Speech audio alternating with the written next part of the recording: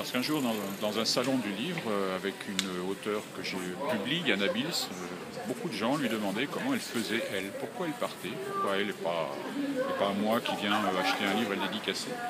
Et plutôt des femmes, et plutôt des jeunes femmes qui venaient demander à une voyageuse comment elle faisait. Donc on s'est dit qu'on allait poser la question à 2, 3, 4, puis finalement 12 voyageuses.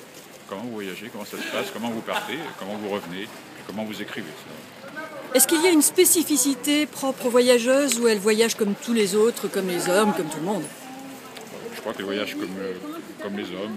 Je crois qu'il faut lire le livre pour se faire une idée, mais il me semble qu'on peut en déduire qu'il y a une ou deux auteurs qui parlent de quelque chose d'un peu particulier, mais je vous laisse découvrir. Une femme qui voyage, c'est quelqu'un de plus pragmatique qu'un homme? Oui, c'est possible, comme d'une manière générale peut-être.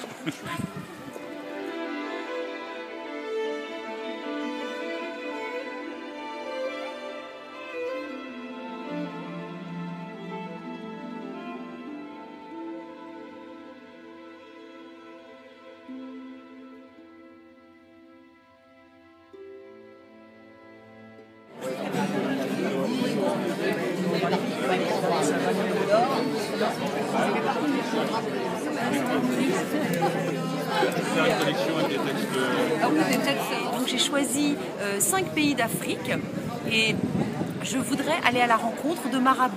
Parce que les marabouts, comme aussi donc les chamans en Amérique du Sud, donc j'ai choisi aussi 5 pays en Amérique du Sud, et je voudrais mettre ces deux aspects, ces deux continents en regard.